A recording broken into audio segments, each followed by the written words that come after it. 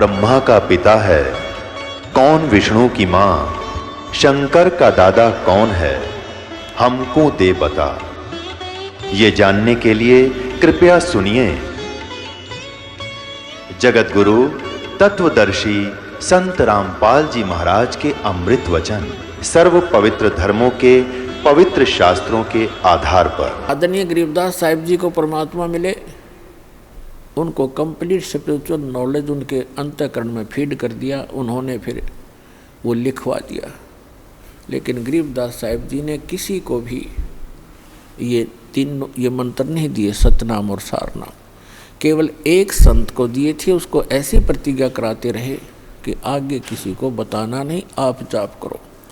केवल एक भक्त को एक संत को बताना है, उत्तराधिकारी आपका।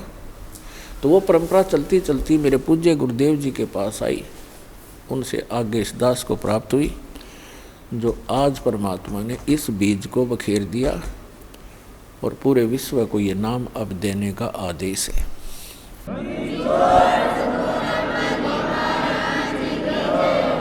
तो पुण्यात्मा, भक्ति करने के लिए हमें सबसे पहले परमात्मा पाने के लिए, आत्म कल्याण कराने के लिए सबसे प्रथम हमारा गुरु होना चाहिए। परमात्मा कहते हैं, गुरु बिन माला फेरते, गुरु बिन देते दान, गुरु बिन दोनों निष्फल हैं, चाहे पूछो वेद पुराण। पूर्ण संत के बिना, सतगुरु के बिना यदि आप जी नाम जाप भी करते हैं और कोई दान धर्म भी करते हैं, वो आपका व्यर्थ है।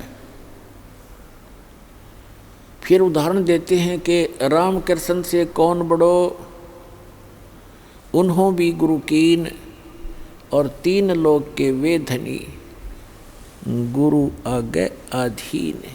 परमात्मा हमें याद दिलाते हैं कि गुरु के बिना यदि कोई साधना करता है वो व्यर्थ है, दान धर्म करता है वो भी व्यर्थ है।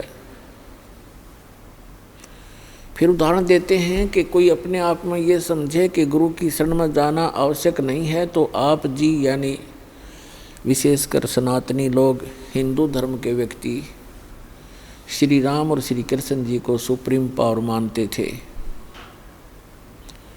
तो परमात्मा ने उन्हीं का उदाहरण देकर बताया है कि राम कृष्ण से कौन बड़ो, उन्हों भी गुरु कीन, और तीन लोग के वे धनी, गुरु आगे अधीन।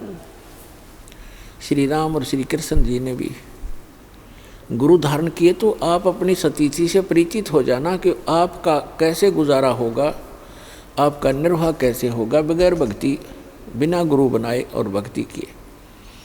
उन्होंने भक्ति की, उन्होंने गुरु भी बनाए जिनको तुम भगवान मानते हो, आप जी जिनको भगवान मान रहे हो। तो पुण्यात्माओं, बुद्धिमान को संकेत पर्याप्त होता है। परमेश्वर कबीर जी ने कहा था कि तीन लोक सब राम जपत हैं, जान मुक्ति को धाम। और वशिष्ठ मुनि ने श्री राम को दिया ओम नाम।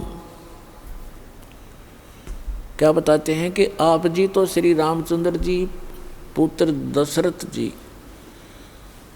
को एक भगवान मानकर उसकी पूजा करते हो, और कहते हैं तीन लोक सब राम जपत हैं, रामचंद्र, श्री राम, सीताराम, और जान मुक्ति को धाम।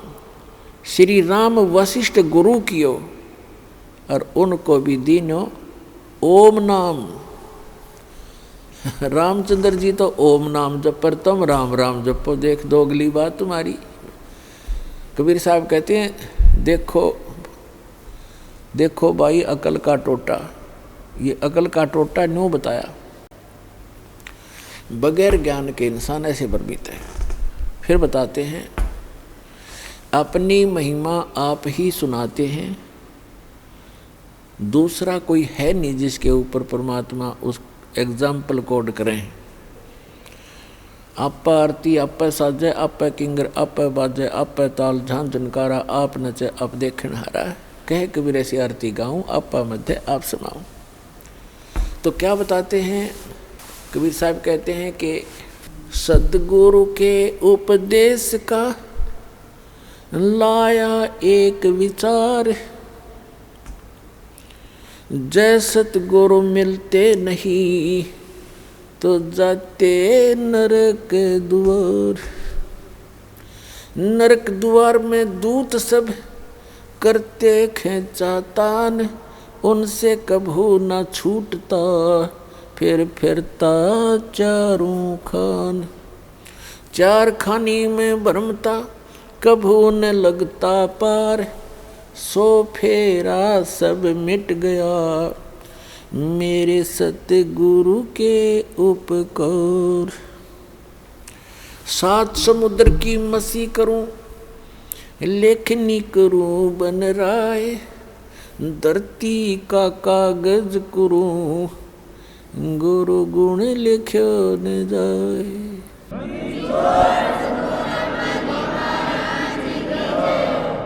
पुण्यात्माओं, आप बालक हो, बच्चे हो, बिल्कुल नादान बालक, जो ये भी नहीं जानता कि मैं जिस गड्ढे में गिरने जा रहा हूँ ये मेरी मृत्यु का कारण बन सकता है। आप ये भी नहीं जानते कि जिस सर्प को मैं पकड़ने जा रहा हूँ ये आपको डस लेगा और आपकी जान का घातक, जीवन का घातक बन जाएगा। आप इतने अबोध हैं, आप ये नहीं जानते हो कि जो बिजली का तार नीचे टूट कर गिरा हुआ है, स्पार्किंग कर रहा है, लूज हो रहा है, उसको आतिशबाजी जानकर वो बालक नादान पकड़ने की चेष्टा करता है और मृत्यु को प्राप्त हो जाता है। तो पुण्यात्माओं, आप जी को जब इस गंदे लोक का ज्ञान होगा, आप जहाँ रह रहे हो, आप जिस माया रूपी सर्प को पकड़ने के लिए सारा जीवन बर्बाद कर देते हो, ये माया रूपी सर्प आपको खा जाएगा। लेकिन परमात्मा की शरण में आने के बाद आपको ये सर्प मिलेगा, लेकिन इसके दांत निकाल दिए जाएंगे। ये परमात्मा आपको 1 नंबर से धन देगा, क्योंकि फिर ये आपको डसेगा नहीं। 2 नंबर से कमाया हुआ धन आपके लिए सर्प बन जाता है, और 1 नंबर से कमाया हुआ और दान धर्म के द्वारा प्रतिफल से प्राप्त किया हुआ धन, उस माया के फिर दांत निकाल दिए जाते हैं, वो डसती नहीं। तो आपको ऐसे तरीके से धनी बनाया जाएगा, फिर इस माया से परिचित कराया जाएगा कि सर्व सोने की लंका थी वह रावण से रणधीरम, एक पलक में राज बिराजी जम के पड़े जंजीरम। इस माया ने के चाटाएंगे जोड़ जोड़ के दर भी दी, यहाँ पर हम चले गए, पाछे मन हमारी सी निकम्मी संतान पैदा हो जा, वो पाप कर्म तो हमारे पल्ले लिखे गए और फूकेंगे वो बाद वाले। बच्चे की किस्मत वो साथ लिखा कर लाता है, उसको उतना ही मिलेगा। यदि इस परमात्मा की शरण में उसको जोड़ दिया तो वो जो उसको आवश्यक होगा वो सारा मिलेगा। हमने इस उद्देश्य से अपने कर्म नहीं बिगाड़ने चाहिए कि अपने बेटे बेटियों को धनी बनाऊं, मैं चाहे नरक में जाऊं। इसको कहते हैं आप स्पार्किंग वाले तार को पकड़ने जा रहे होते हो, पकड़ रहे होते हो। अब क्या बताया है कि आप इतने बालक हो, परमात्मा ने इन 3-4 अमृतवाणी में क्या बताया है कि जिस परमात्मा स्वरूप संत, परमात्मा के कृपा पात्र उस सतगुरु से जो उपदेश मिल जाता है, फिर आपको ये बातें याद आवेंगी कि हे परमात्मा, जब कितना कहर हमारे ऊपर टूट पड़ता यदि ये नाम ना मिलता। परमात्मा कहते हैं कि सतगुरु के उपदेश का लाया एक विचार, और जय सतगुरु मिलते नहीं जाते नरक द्वार। ओए होए, पुण्यात्माओं, हमारे को मिसगाइड कर रखा है यहाँ पर। भक्तिहीन तत्व ज्ञानहीन संतों ने, संत के रूप में इन अज्ञानियों ने, कोई तो कहता कहीं स्वर्ग नहीं, कोई नरक नहीं, कोई कहता सतलोक में चेतन ही प्रकाश ही प्रकाश है, प्रकाश ही प्रकाश है, उसमें आत्मा से लीन हो जाती है जैसे बूंद समंदर में। इनको कहते हैं नीम हकीम खतराए जान, little knowledge is the dangerous thing. अब क्या बताया परमात्मा ने कि यहाँ सब जो बोले गए शब्द हैं, शब्द स्वर्ग भी है, शब्द नरक भी है, शब्द संसारिक दुख सुख अलग हैं।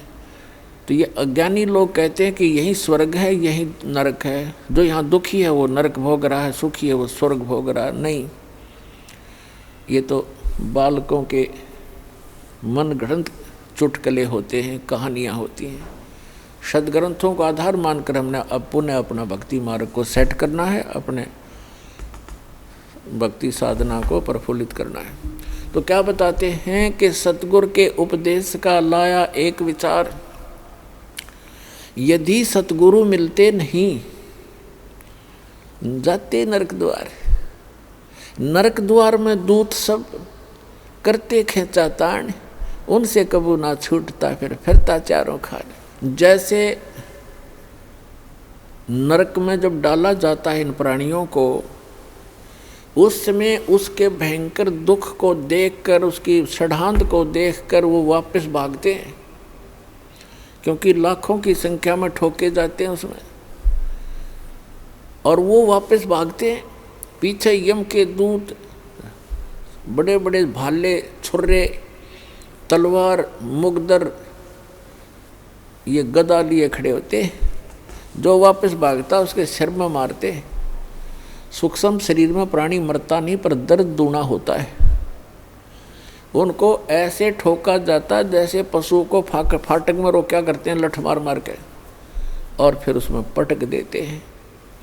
तो वहाँ परमात्मा बताते हैं कि नरक द्वार में दूत सब वहाँ करते खेचा ताण, उनसे कदे नहीं छूटता, और फिर फिरता चारों खान। फिर उससे निकल कर स्वर्ग नरक का जो समय भोग कर फिर बाहर आता, तो 84 लाख प्रकार के मनुष्य इन प्राणियों के शरीरों में, कुत्ते, गधे, सूअर, गंदी नाली के कीड़े, पशु पक्षी, जलचर, ये कष्ट और भोगने पड़ते हैं। और इस परमात्मा के सच्चे नाम से, सतगुरु की शरण में आने से ये सारे दुख बाईपास निकल गया आपके। अब विचार करके देखना पुण्यात्मा, अभी तो आपने पता नहीं इस अध्यात्म ज्ञान का, आपने लोक वेद सुना है, दंत कथाएं सुनी है, फिर मानव शरीर में जिसको जरा सा थोड़ा सा सुख है उसने भगवान की हो सकता ही नहीं। और जब कैर टूट जाते हैं फिर भगवान की खोज शुरू होती है, तो ये नकली संतान की कमी नहीं, इनको बिरान माटी कर देता है, करवा देता है ये काल। लुटपेट कर आखिर में ये नास्तिक हो जाते हैं या मृत्यु को प्राप्त हो जाते हैं। दो ही ऑप्शन छोड़ता है ये। अब आपको परमात्मा मिले हैं, आपके अपने पिता मिले हैं। माता पिता कभी अपने बच्चे को दुख नहीं देगा, चाहे आप कितना दुखी हो ले। तो आपको वो परमात्मा अब मिले हैं, वो पिता मिले हैं आपके। आप इसकी मर्यादा में रहना और इस जहाज से उतर मत जाना, फिर आप देखना आपको कैसे सुख देगा। क्या बताते हैं कि मानत नामन मोरा साधो, मानत नामन मोरा रे, बार बार मैं ये समझाऊं जग में जीवन थोड़ा रे। फिर क्या बताते हैं, कहते हैं शरण पड़े को गुरु संभाले, शरण पड़े को गुरु संभाले, जान के बालक भोला रे। कह कबीर तुम चरण चित राखो, जो सुई में डोरा रे। अब देखो परमात्मा कहते हैं कि आपको भगवान, यानी इस दास का तो, एक दास को तो निमित्त बना रखा है, सारा का सारा कार्य वो कबीर भगवान कर रहे हैं, आपका पिताजी। उसको कैसा करेगा, उसके लिए उन्होंने बताया है कि जैसे ये दास एक उस परमात्मा का चलता फिरता एक पावर हाउस है, लेकिन मेन पावर हाउस तो वो खुद है मालिक। वो थर्मल प्लांट है जहाँ से बिजली बनती भी है और आपको हमें प्राप्त भी हो रही है। इससे आपको आगे कनेक्शन मिल गए। जैसे आप कोई मोबाइल कनेक्शन ले लेते हो, कोई तार नहीं, कोई कनेक्शन जोड़ा दिखता नहीं और सारा काम कर रहा है, और जिस दिन आप उसका बिल नहीं भरोगे तो कनेक्शन ऑटोमेटिक वहीं से कट जाएगा, आपको बताने की ज़रूरत नहीं पड़ेगी। तो इस प्रकार ये दास एक चलता फिरता परमात्मा की पावर का एक छोटा वो समझ लो पावर हाउस, और इससे जिसको कनेक्शन मिलेगा उसके घर में वो पावर आएगी, उस परम पिता की 3 फेस की। और इसकी जो मर्यादा में रहना और इसका टैक्स आप भरते रहना, यानी आपकी मजदूरी करते रहना, दान धर्म करते रहना, या नाम की मजदूरी, राम नाम की कमाई करते रहना, तो आपका कनेक्शन ठीक रहेगा तो पावर आपके घर पे आपका काम करती रहेगी। और जो पावर से काम होता वो मैनुअली नहीं हो सकता। जैसे पशुओं का चारा काटा करते हाथ से, ऐसे मशीन थी, अब भी है गांव में गरीबों के पास, तो वो हाथ वाला काम तो मैनुअल जितना ही होता है। जब उसमें लगा दी मोटर और पावर का कनेक्शन मिल गया, कट कट कट कट 1 घंटे में ढेर लगा देती है। आटा पीसा करते हाथ से, वो मैनुअल 2 घंटा में जाकर 2 किलो पीसा करता। अरे 2 घंटा में ठोक दे, पीट दे 10 क्विंटल आटे को, और हाथ नहीं लगाना, कोई प्रयत्न नहीं, मेहनत नहीं। तो परमात्मा की पावर से जो आपके संसारी कार्य होंगे ऐसे अनोखे से होंगे। आपको अभी तक पावर का कनेक्शन नहीं मिला था, उन नकली पावर हाउसों से तुम कनेक्शन लिए बैठे थे, जो कीकर के लटकर तार बांध रहे थे अपने, और कहे थे पावर हाउस जितने भी संत और महंत और ये आचार्य और शंकराचार्य। तो सौभाग्य आपका कि आपको उस पावर का कनेक्शन मिल गया। फिर इस पावर के काम देखियो आप, ठीक है, ये अदृश्य कार्य होते हैं। इस यहाँ की भौतिक पावर का हमने अलग से दिखाई देता, पर ये भी कुछ दिन में आपने न्यारा दिखाई देगा। आप कल्पना भी नहीं कर सकोगे, ऐसे सुख देगा आपको। और आप किसी को बताओगे, आपको शर्म आओगी कि जान दे नाटेगा और मन झूठा बनाओगा, एक झूठ बोल रहा है, और आपका कलजा फटन न हो रहा होगा, किसने बताऊं।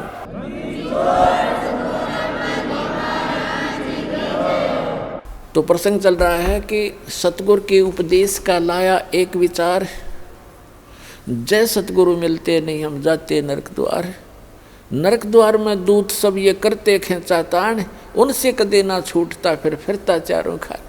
4 खानी में भरमता, 84 लाख योनियों में गधे कुत्ते सुअर की योनि भोगता, और कभू न लगता पार, 100 फेरा सब मिट गया मेरे सतगुरु के उपकार।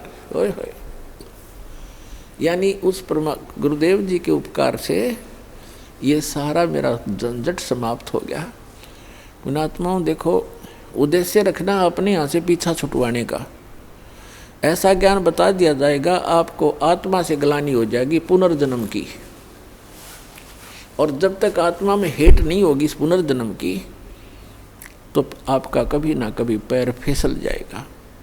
ठीक है, यदि आप पार नहीं हुए तो आपके पास इतना भक्ति धन हो जाएगा कि आपका हजारों युगों तक तो ये काल आपके पंजे धरती पर नहीं टेकने देगा, और इस पृथ्वी पर बिना मोक्ष नहीं हो सकता। ऊपर तो इसका जबरदस्त भयंकर जाल है, वहाँ आपके पुण्यों का नाश करवाता है। वहाँ देवता बना के, इंद्र बना करके, वहाँ बड़े बड़े आपको होटल बना रखे, नाचना गाना, सारा दिन काम में कोई नहीं, अपनी पूंजी आपकी नाश होती है। वहाँ ऐसे ऐसे जुगाड़ जोड़ रखे, और आपके ही कमाई से अपना यो धंधा चला रहा है, यो 21 ब्रह्मांड चला रहा है। आपके पुण्यों का 10%, किसी रेस्टोरेंट में इसने 15% और किसी में 25% की कटौती यानी कमीशन रखा है।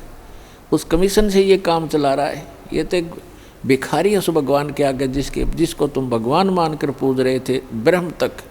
तो पुण्यात्मा यहाँ परमात्मा बताते हैं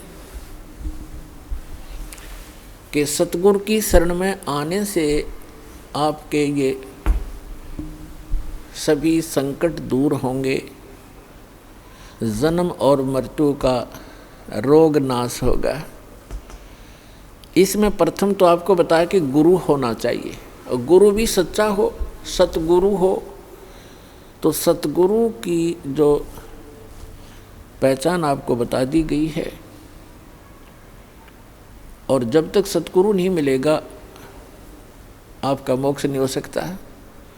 उसके बाद फिर दूसरा आता है कि नम्रता हो। सत्संग में जब प्राणी आवे तो केवल ये उद्देश्य रखे। कैसे? परमात्मा कहते हैं संत मिलन को चालियो तज माया अभिमान, जो जो कदम आगे रखे वो है यज्ञ समान।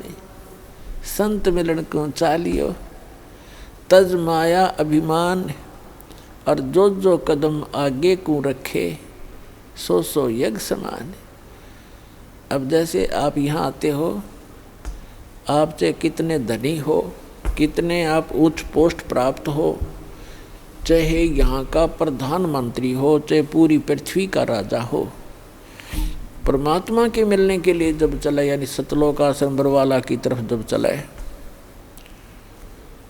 कहते हैं संत मिलन को चालियो तज माया अभिमान, और जो जो कदम आगे को रखोगे फिर माया अभिमान से लैस होकर के, रहित होकर के, एक आत्म रूप में, एक दास रूप में आप इधर को प्रस्थान करोगे। आपके एक कदम के रखने की कितनी वैल्यू बताई है, कितना पुण्य होगा आपको। एक अश्वमेघ यज्ञ के तुल्य आपको एक कदम का पुण्य होगा। चाहे आप गाड़ी में आते हो, चाहे अपनी किसी मोटरसाइकिल कार में आते हो, चाहे बसों से आते हो, ये सारे कदम हैं। जैसे किलोमीटर होते हैं तो संतों ने इसको कदमों में मापा है कि वहाँ से यहाँ तक जितने भी आपके कदम रखे गए, जितने कदम बने, उतने ही यज्ञों का पुण्य मिलेगा यदि आप इस भाव से सत्संग के अंदर आओगे।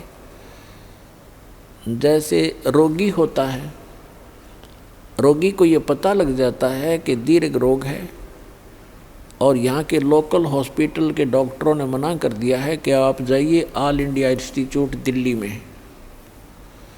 तो वहाँ जब ये डायरेक्शन मिलकर इंसान जाता है तो वहाँ चाहे प्रधानमंत्री हो और चाहे किस कोई फैक्ट्री मालिक हो, कितना उच्च पोस्ट प्राप्त व्यक्ति हो, उस समय उसको अपनी जान दिखाई देती है, अपनी पोस्ट पद दिखाई नहीं देता। डॉक्टर कहता लेट जाइए, वो तुरंत लेट जाता है। डॉक्टर कहता ये कपड़े निकाल दीजिए, तुरंत निकाल के रख देता है। उस समय उसके नखरे खत्म हो जाते हैं और तभी वो उपचार प्राप्त करता है। जब तक डॉक्टर के आज्ञा का पालन करता रहे, चाहे कुछ भी कहे वैसे ही, जहाँ लेटने को कहे वहीं लेटना पड़ेगा, जहाँ बैठने को कहेगा वह बैठना पड़ेगा, और कहेगा मुंह खोल, सांस तेज ले, वो सारा कुछ करना पड़ेगा, तो तभी वो अपना उपचार करवा पाएगा। तो ठीक इसी प्रकार जब आप सतलोक आश्रम बरवाला की तरफ आवें, संत मिलन को चालिए तज माया अभिमान, और जो जो कदम आगे रखे ओ हे यज्ञ समान, तो आपको इतना पुण्य मिलता है यहाँ आने का।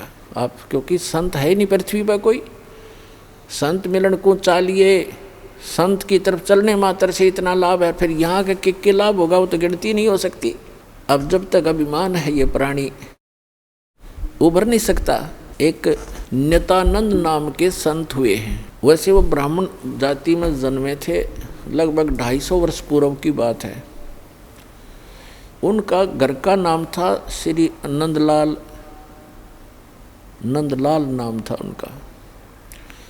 उनके माता पिता बचपन से ही मर गए थे, मृत्यु को प्राप्त हो गए थे। उनका पालन पोषण नाना नानी के घर हुआ था। उनके नाना जी जो थे, नंदलाल जी के नाना जी, नारनौल के नवाब के यहाँ एक उच्च पोस्ट प्राप्त थे। और जब ये नंदलाल जी युवा हुए, ब्राह्मण कुल में थे ये, तो इनको भी वहाँ एक तहसीलदार की पोस्ट पर नियुक्त करवा दिया।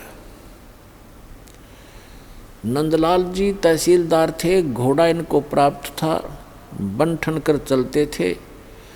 उस समय जो तहसीलदार की वैल्यू जनता में होती थी, इज्जत होती थी, आज के तो मेरे ख्याल में मंत्री की बिना होगी। नंदलाल जी का विवाह हो गया था, संतान प्राप्ति अभी हुई नहीं थी। अब कहते हैं ना जाने कब भाग्य उदय हो जाता है प्राणी का। एक दिन नंदलाल जी अपने महल के, अपने मकान के छत पर गर्मियों के समय में छत पर टहल रहा था। रात्रि में नींद आई नहीं और उसने क्या देखा कि कहीं थोड़ी सी दूरी पर रात्रि के समय किसी के घर पे कोई संत आए हुए हैं और परमात्मा की कथा सुना रहे हैं, सत्संग कर रहे हैं। अपन आत्माओं पिछले जब से होते हैं पूर्ण हंस मुराद, ये पिछले संस्कार होते हैं जो आदमी परमात्मा की तरफ आत्मा आकर्षित होती है।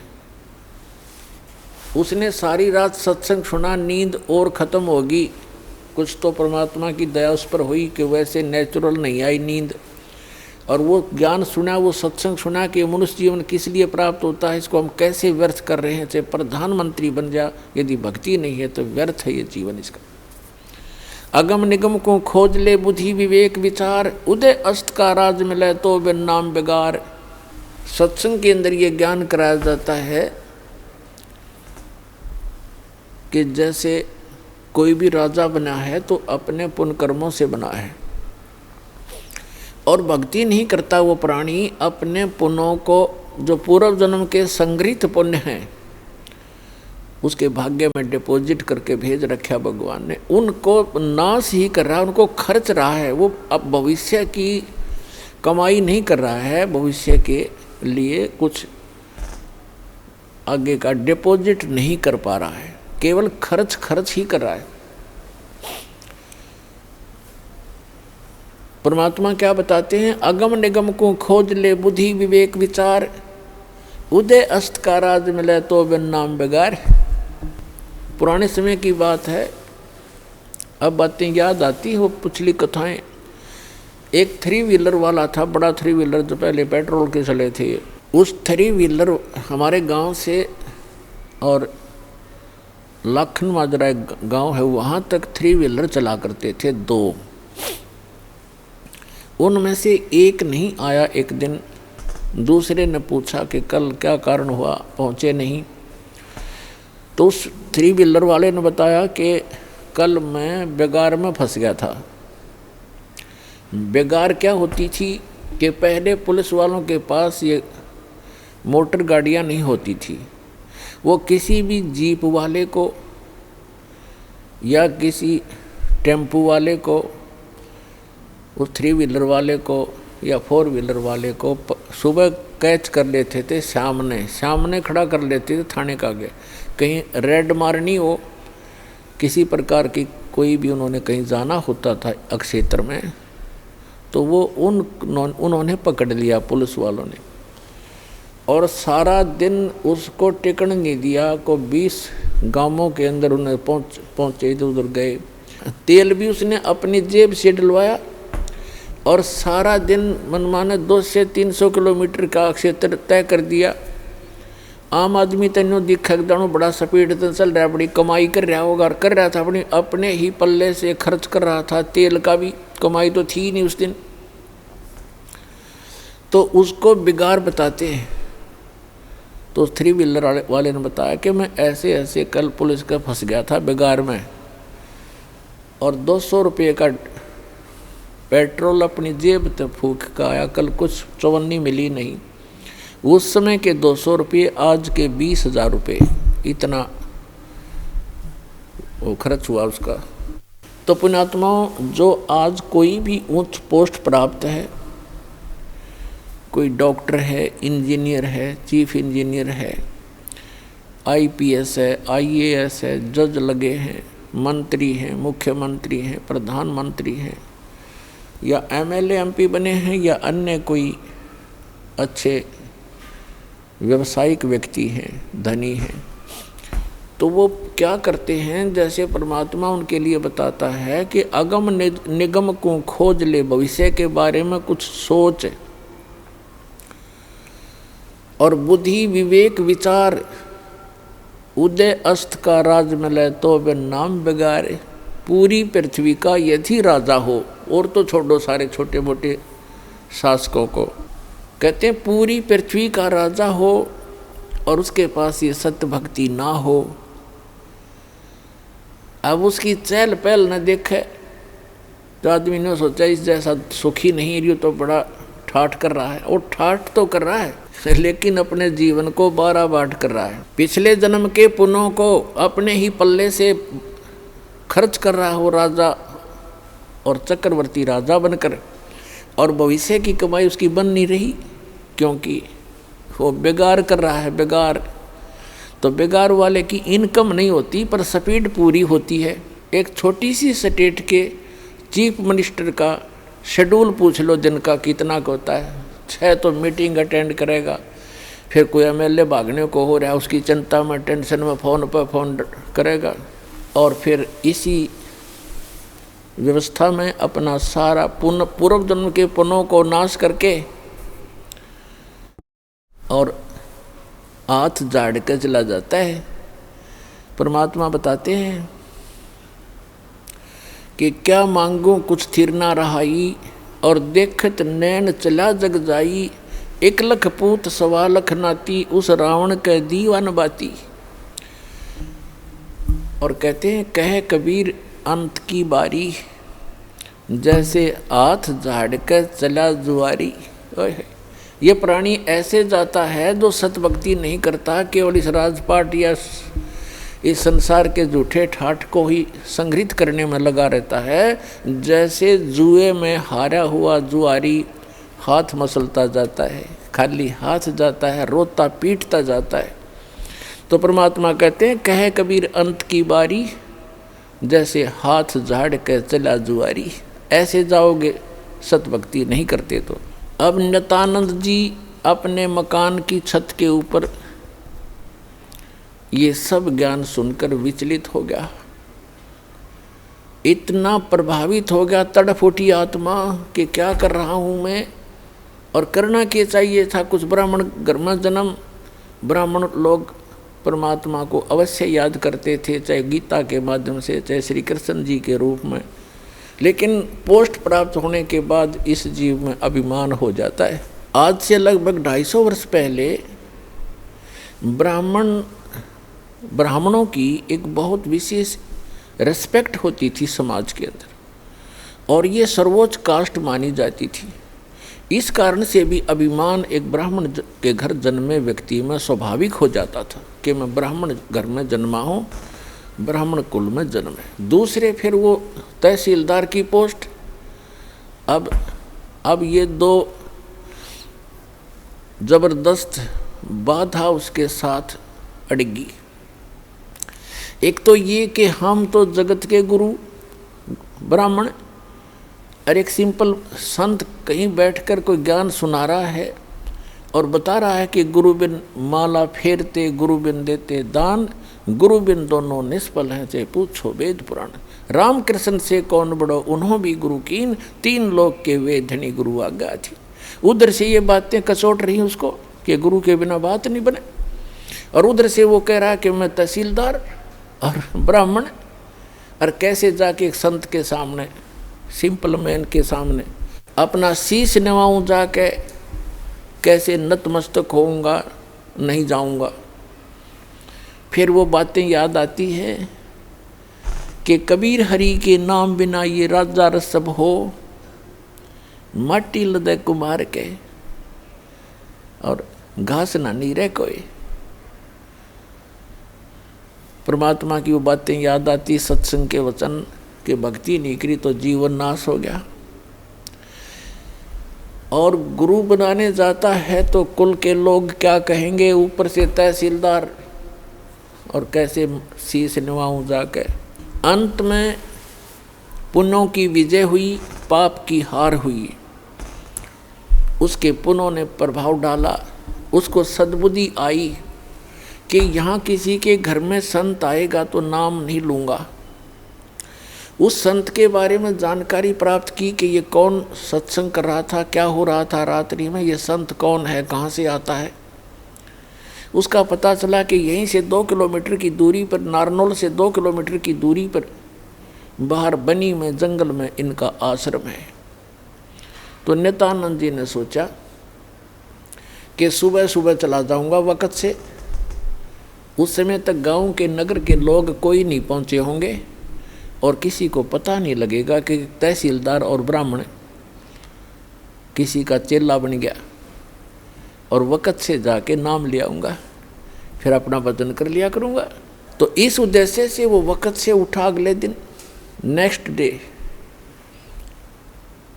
और घोड़े पर सवार हुआ, मुंह अंधेरे वक़्त से पहुंच गया, जा रहा था आश्रम की तरफ। उधर से वही संत, क्योंकि रात्रि के समय तो वो अपना सज धज कर जैसे भी कपड़ा उपड़ा लाल पीला बांध के और गया था। उस समय वो सिंपल एक सफ़ेद धोती लपेट के और सिर के बाल मुंडवा रखे थे, उसने उस तरह फिरवा रखा था संत जी ने। गुमानी दास नाम था, वो विष्णु उपासक वैष्णव पंथ के संत थे। और उस समय ये सोन को सोन गणे मान्या करते ब्राह्मण लोग खास कर। अब वो ये सोचकर चला था कि आज मैं अपने जीवन, मेरा जीवन सफल करने जा रहा हूँ, जैसा कि उसने सत्संग में सारे पहलुओं पर ज्ञान सुना था।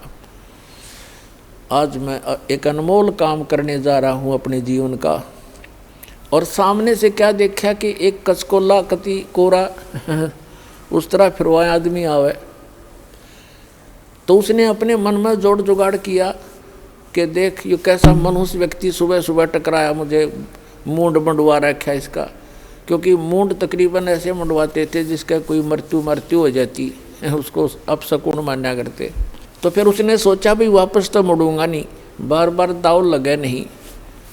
तो उसने अपने ही सोच से क्या सोचा कि चल इस सोन को सोन के अपना कुछ जंतर मंत्र सोचा। उसने क्या सोचा, घोड़े के निकट जब वो व्यक्ति आया, शीश मुंडवा रखा था जिसने, मूंड मुंडा रखे थे, बाल कटवा रखे थे, उस तरह फिरवा रखा था, उसके निकट घोड़ा रोक के और सिर में मारे, ऐसे आंगली टोले मारा, टोले बोला रे नो टोले मारे ने, बोला मनु से तने आज जाना था मेरे आगे, मैं तो एक बहुत जरूरी काम में जा रहा था, तू कहाँ मर रहा सामने। अब वो संत उसके मुंह की तरफ देखे कि दिखे था सज्जन आदमी, और यू करे मेरे गल बकवाद के करा, इसने बता शर्म टोले मारे मेरा। अब क्या बोला भाई, संतों के साथ तो एक दो रोज खसनिए आया करें जंगल में। वो संत उसकी तरफ देख कर चलता पड़ा। अब वो पहुंच गया डेरे में, वहाँ एक दो चेले रहते थे, उन्होंने देखा भी कोई अच्छा अफसर आ गया, घोड़े पर तो अफसर का ही आना होता है। वो नीचे उतरा, घोड़ा वृक्ष से बांध कर पूछा कि भी महाराज जी कहाँ हैं। संतों उन भक्तों ने कहा जी आ जाओ बैठो, वहाँ बिछा दिया जैसा भी बिछोना होता है आश्रम के अंदर। अभी आने वाले हैं, घूमने फिरने, स्नान करके घूम फिर के आएंगे। अच्छा, वो बैठ गया। अब संत जी घूमने गए थे, इस साइड से आगे दूसरी साइड से घूम कर नहा धो के, और वो आकर बैठे, आसन था सामने, और सामने वो बैठा नित्यानंद कति। अब उनकी हुई आंख चार दोनों की। संत ने देखा कि तो घोड़े वाला वो ही है भाई जो मेरा टोले मार के गया था सिर में। अब नित्यानंद जी ने देखा कि तो महात्मा था वही जिसको मैंने रास्ते में छेड़ दिया था। अब नित्यानंद जी की शर्मिंदा हो गया, नीचे न गर्दन होगी नो, ऊपर ने नाड़ करी नहीं, क्योंकि पुण्यात्मा थे। शर्मिंदा घना लज्जा गे और नीचे गर्दन कर ली नो, और चरणों में गिर गए। तो संत जी कहने लगे कि भाई देखो बच्चों, यदि कोई एक गढ़ा लेने जाता है कुम्हार के घर से, मटका, कुम्हार से गढ़ा लेने जाता है मटका, तो उसको ऐसे टोले मार मार देखता है खरा है खोटा। तो भाई तुमने गुरुजी को टोले मार के परख लिया, कोई बुरी बात नहीं बेटा, ये सही बात है कि नहीं बाजता।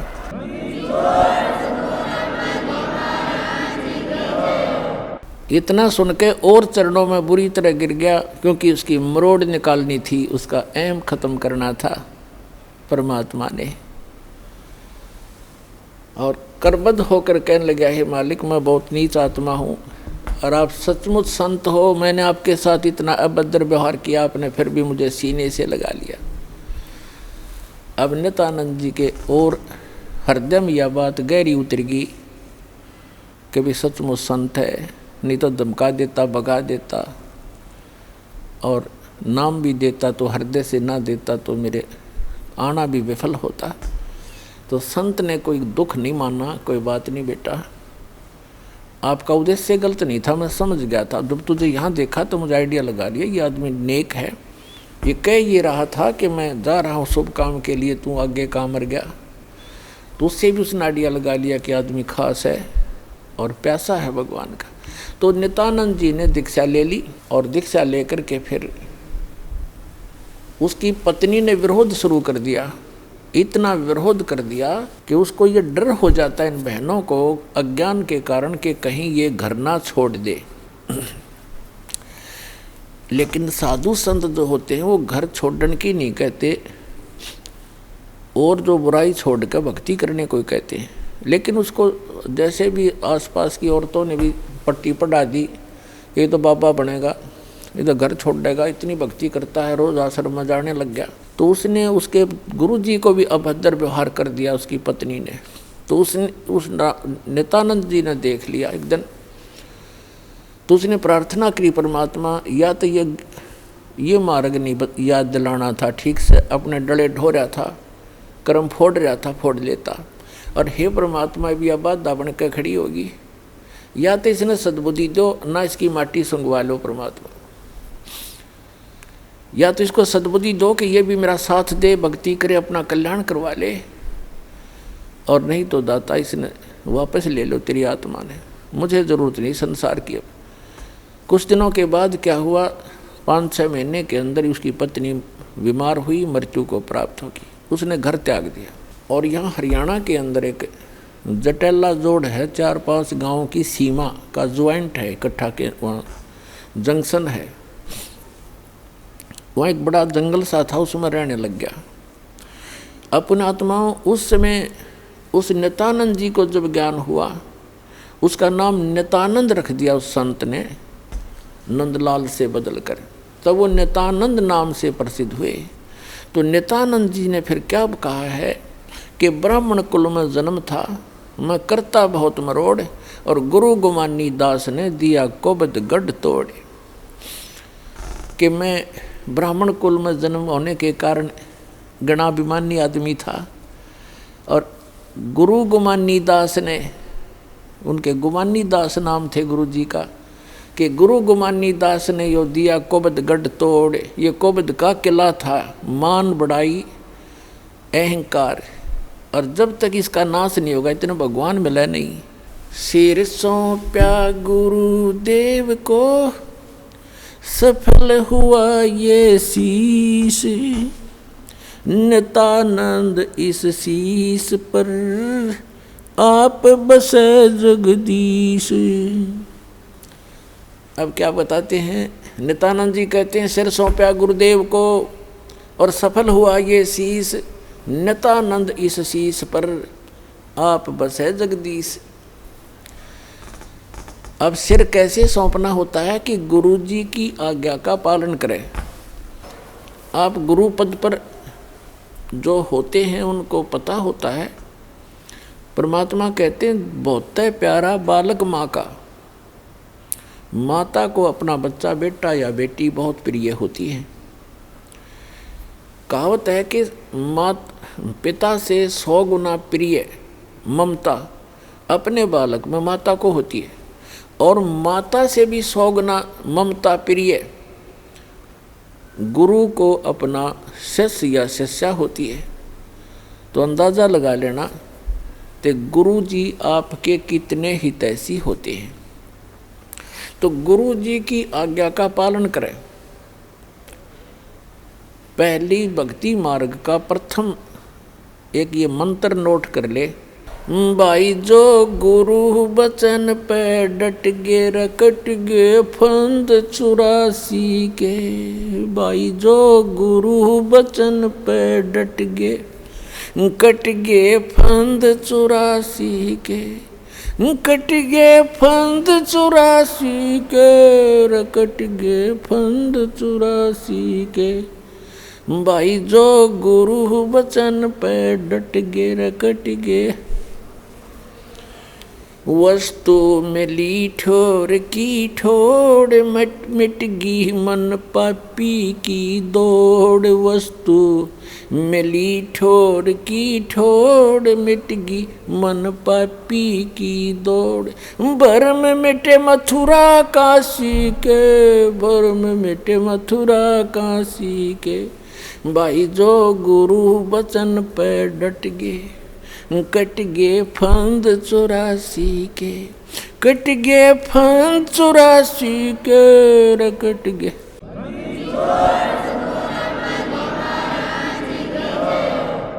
ये एक कवि का बनाया हुआ गान है। इसमें भी बहुत प्रेरणा है कि जो गुरु जी के वचन पर स्थिर हो जाते हैं, गुरु जी की आज्ञा का पालन करते हैं, उनके ये 84 लाख योनियों में दुख पाने के ये संकट समाप्त हो जाते हैं।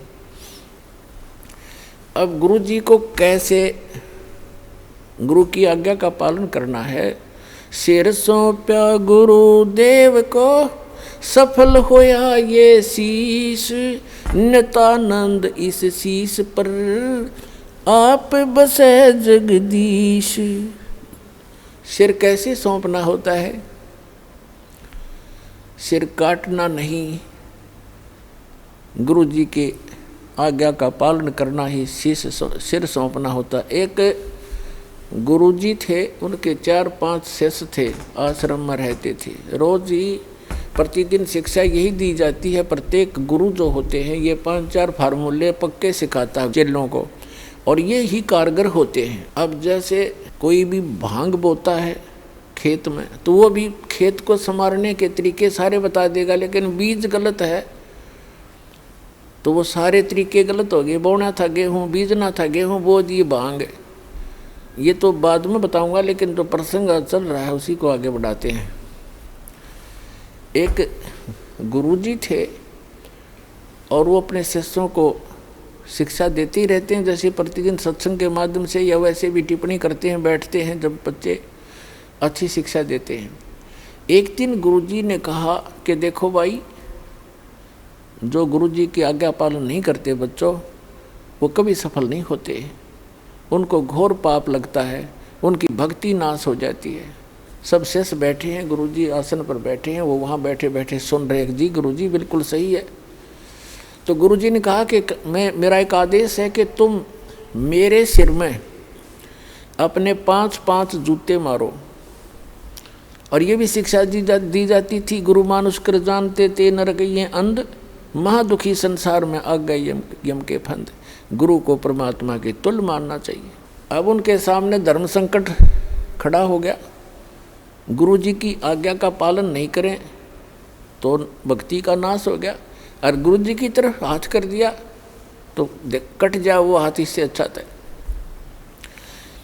तो पर उस गुरुदेव ने कहा, मैं क्या शिक्षा दे रहा था तुम्हारे को, बस ऐसे भक्त तो मेरी आज्ञा का पालन नहीं कर रहे।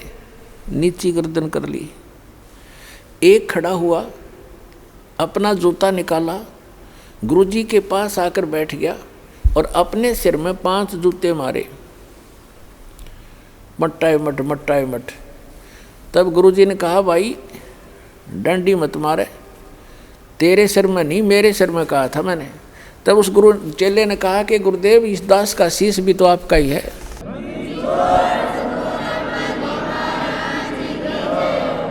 क्या इसको आप दूसरा मानते हैं? तो यहाँ गुरुजी बोल नहीं सके। तो वो यही चाहते थे कि इनको कितना विवेक है। तो पुण्यात्माओं, इस भक्ति मार्ग के अंदर गुरुजी का मुख्य अभिनय होता है, और शिष्य का भी उसके साथ साथ पैरेलल इतना ही सूरवीरता से उस पर चलना होता है, तभी सफलता मिलती है। अब उसके बारे में आपको बताते हैं, गुरु की जी के साथ कैसे रहे, कैसे बोले, कैसे बतलावे, कैसा व्यवहार करे निष्कपट भाव से। दंडवतम गोविंद गुरु बंधु अविजन सोए, पहले वे प्रणाम तिन नमो जो आगे होए। गुरु को कीजय दंडवतम कोटि कोटि प्रणाम, कीट न जाने भृंग को, यों गुरु कर ले आप समान। गुरु गोविंद कर जानियो रहियो शब्द समाए, मिले तो दंडवत बंदगी नहीं पल पल ध्यान लगावे। गुरु मानुष कर जानते ते नर कहिए अंध, महा दुखी संसार में फिर आगे काल के फंद। कबीरा ते नर अंध हैं गुरु को कहते और, हरि के रूठे ठोर है भाई गुरु रूठे नहीं ठोर। गुरु गोविंद दोनों खड़े काके लागू पाए, बलिहारी गुरु अपना जिन गोविंद दियो मिलाए। अपने आत्माओं कितना महत्व है सच्चे सतगुरु का, कि जैसे उदाहरण आपको बहुत बार दिया है, जिस व्यक्ति के ऊपर आपदाएं आती हैं वो स्वयं स्वीकार करता है और कहता है कि मेरा राम रूठ गया, मेरा भगवान रुष्ट हो गया, आज मेरे ऊपर दुख पर दुख आ रहे हैं। और जिसके घर सुख होता है उसको अन्य आम व्यक्ति ही कहते हैं इसका राम राज्य है भाई, इसका भगवान प्रसन्न है इसके ऊपर। तो पुण्यात्माओं, पुण्यों से सुख होता है, पाप कर्मों से दुख होता है। जिनके पुण्य रूपी राम समाप्त हो, पुण्य समाप्त हो गए तो उनका राम रूठ गया, उनका भगवान रुष्ट हो गया, उन पर दुख प्रारंभ हो गए।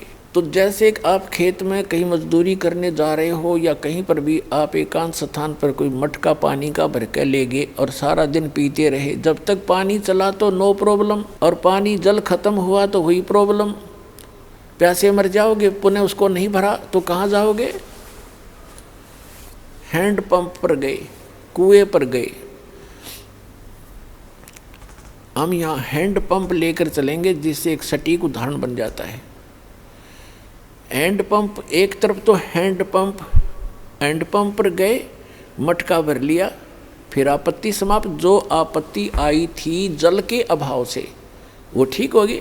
आइए अब हम उन श्रद्धालुओं के अनुभव जानते हैं जो जगत गुरु तत्वदर्शी संत रामपाल जी महाराज जी से दीक्षा प्राप्त कर चुके हैं तथा उनके द्वारा बताए गए भक्ति मार्ग पर चल रहे हैं। नमस्कार सर। नमस्कार सर जी। सर क्या नाम है आपका? मेरा नाम लुकेश दास है, मैं जिला राजनांदगांव छत्तीसगढ़ का निवासी हूँ।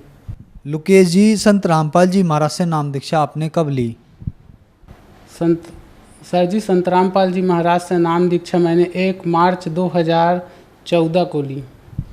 संत रामपाल जी महाराज से नाम दीक्षा लेने से पहले आप क्या भक्ति साधनाएं करते थे?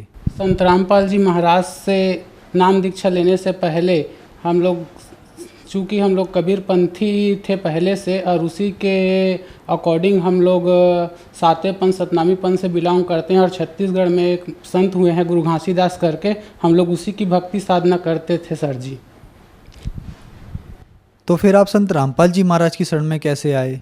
संत रामपाल जी महाराज की शरण में हम लोग ऐसे ही अचानक एक दिन पापा टीवी का चैनल चेंज करते करते संत रामपाल जी महाराज का सत्संग साधना टीवी पे आता है, अचानक लग गया सर जी। तो उसी को देखते देखते ऐसे देखते संत रामपाल जी महाराज का ज्ञान थोड़ा समझ में आने लगा, और जो घासीदास करके छत्तीसगढ़ में संत हुए हैं उसके भक्ति करते थे, तो दोनों का ज्ञान लगभग समथिंग सेम था। लेकिन घासीदास वाले जो पंथ से हम लोग जो भक्ति करते थे वो भक्ति अधूरी थी, क्योंकि घासीदास के भी कुछ ऐसे वाणी है, क्योंकि सातवें पंथ में थोड़ा ज्ञान चतुराई का था, तो ज्ञान चतुराई के अंतर्गत घासीदास के में भी थोड़ा ज्ञान था, तो घासीदास के कुछ ऐसे वाणी जो बोलते थे वो खटकता था, और संत रामपाल जी महाराज के सत्संग सुनते थे तो दोनों का वाणी जब मैच करते थे तो सेम मतलब बात आते थे। जैसे घासीदास भी बोले हैं कि सतनाम सब कहे, सतनाम जाने ना कोई, और सतनाम जाने तो आवागमन न हो। तो संत रामपाल जी महाराज बताते हैं कि सतनाम विश्व में मेरे अतिरिक्त और किसी के पास नहीं है, ये प्रूव करके दिखाए,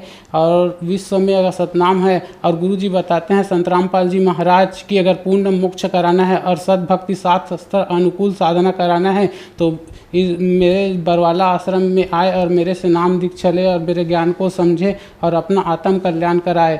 ऐसे करके तो उसी के अकॉर्डिंग फिर सत्संग देखते देखते ये ज्ञान हो गया कि वास्तविकन में इस संसार में संत रामपाल जी महाराज के अतिरिक्त और कोई संत नहीं है और हमें उनसे नाम दीक्षा लेना चाहिए। 2014 को मैं संत रामपाल जी महाराज से नाम दीक्षा लिया। सर, संत रामपाल जी महाराज से नाम दीक्षा लेने के बाद आपको कुछ लाभ भी प्राप्त हुए? लाभ तो बहुत से प्राप्त हुए भगत जी। मेरे को बचपन से मतलब निमोनिया सर्दी हो गया था, प्राथमिक डॉक्टर वगैरह को दिखाया लेकिन ठीक नहीं हो पाया। हर साल मतलब निमोनिया रहता था। वो संत रामपाल जी महाराज से नाम दीक्षा लेने के बाद ठीक हुआ सर जी। और 2017 का बात है, मेरे मम्मी को ना मतलब अचानक दर्द हुआ राइट साइड में कमर पे। तो प्राथमिक चिकित्सा डॉक्टर के पास दिखाए, मतलब 2-3 महीने के अंतर्गत दर्द हो जाता, इतना सहनी दर्द होता था सर जी की मम्मी ना ज़मीन में लेटे लेटे इतना खुरसते थे। हम लोग देखते थे ना तो इतना ये लगता था तक बहुत तकलीफ़ होता था कि हमारे मम्मी को क्या हो गया। उसके बाद हम लोग प्राथमिक डॉक्टर से दिखाए तो डॉक्टर 2-3 महीने के अंतर्गत वैसे ही दर्द हुआ तो डॉक्टर बोलता है कि मेरे को लगता है कि हड्डी में कुछ प्रॉब्लम है, आप एक्सरा करवा लो ऐसे करके। उसके बाद डॉक्टर पर्ची बना कर दिए कि आप राजनांदगांव जिला अस्पताल में जाकर इलाज करवा लेना, वहाँ एक्सरा करवा लेना ऐसे करके। फिर मैं अपने मम्मी को लेकर राजनांदगांव जिला अस्पताल आ गया, वहाँ एक्सरा वगैरह करवाया। उसके बाद एक्सरा का रिपोर्ट में भिलाई में दिखाया हड्डी रोग विशेषज्ञ को, तो वो बोले कि हड्डी में कोई प्रॉब्लम नहीं है, आप सोनोग्राफी करवा लो ऐसे करके। सोनोग्राफी करवाया सर जी तो उसमें मम्मी का रिपोर्ट आया कि बच्चेदानी में 6 mm का मांस का जो टुकड़ा है वो ना चिपक गया है, तो उसको मतलब ऑपरेशन करके निकालना पड़ेगा बच्चादानी को ऐसे करके। और वो हो सकता है उसमें कैंसर का भी शिकायत हो जाए ऐसे करके, 40,000 रुपये ऐसे लगेंगे ऐसे करके ऑपरेशन में बताए थे। पापा बोले कि ऐसा ऐसा बात है, एक बार संत रामपाल जी महाराज से प्रार्थना लगा लेते हैं, उसके बाद गुरु जी का जो आदेश होगा उसके बाद फिर ऑपरेशन करवाएंगे ऐसे करके। तो पापा संत रामपाल जी महाराज से अरदास लगाए। उसके बाद गुरु जी का संत रामपाल जी महाराज का आदेश हुआ कि बेटा आप परमात्मा ऊपर विश्वास रखो और अपनी भक्ति करते रहो, आपको एक दिन परमात्मा ऊपर विश्वास रखो। उसके बाद भगत जी गुरु जी का आदेश जैसे हुआ ना, हम लोग मेरी मम्मी को मैं डिस्चार्ज करा दिया और संत रामपाल जी महाराज का भक्ति करने लगा। आज लगभग ये 17 का बात है भगत जी, 17 और आज 21 मतलब 4 साल हो गए मम्मी को मतलब किसी प्रकार का मतलब अब उस दिन से ना भगत जी किसी भी प्रकार का मतलब दुख नहीं हुआ मम्मी को। मेरा ये रिपोर्ट है, सोनोग्राफी करवाया था इसमें भिलाई सुपेला से। तो इसमें ना मतलब डॉक्टर इसका रिपोर्ट में आया है कि मांस का टुकड़ा बच्चेदानी में 6 mm का जम गया है, 6 mm का। यहाँ रिपोर्ट ये है, रिपोर्ट है, इसमें जम गया ऐसे करके। तो डॉक्टर बोले कि बच्चादानी का ऑपरेशन करके निकालना पड़ेगा, 40,000 रुपये लगेगा ऐसे करके। हम मेरा मम्मी को डिस्चार्ज कराया वहाँ से और संत रामपाल जी महाराज की बताए हुए भक्ति साधना करते रहें। उसके बाद मेरा मम्मी का जो स्वास्थ्य खराब था, जो तकलीफ़ थी, वो ना संत रामपाल जी महाराज की दया से ठीक हो गया। मेरे पापा को भी बवासीर का बीमारी था, जो संत रामपाल जी महाराज से उपदेश लेने के बाद अब पूर्ण रूप से ख़त्म हो गया है, वो भी जड़ से ख़त्म हो गया है, 3 साल से था। सर, संत रामपाल जी महाराज से नाम दीक्षा लेने के बाद आपको लाभ ही लाभ मिले, तो जो दर्शक आज आपको देख रहे हैं और वो भी इन सभी बीमारियों से ग्रस्त हैं, उनके लिए आप क्या कहना चाहेंगे? उनको मैं यही कहना चाहूँगा कि आप भी संत रामपाल जी महाराज से नाम दीक्षा लें और अपना आध्यात्मिक, आर्थिक और शारीरिक रूप से आप लाभ उठाएं और सद्भक्ति करके यहाँ से मोक्ष कराएं। संत रामपाल जी महाराज से नाम दीक्षा कैसे ली जा सकती है? संत रामपाल जी महाराज का टीवी पर सत्संग आता है, जिसमें येलो कलर की नीचे में पट्टी चलती है, उसमें फ़ोन लाइन रहता है। आप उस नंबर पर कांटेक्ट करके आपके नज़दीक के नाम दीक्षा केंद्र का जानकारी लेकर आप वहां से नाम दीक्षा ले सकते हैं और अपने जीवन का कल्याण करा सकते हैं। धन्यवाद सर। साहेब सर जी।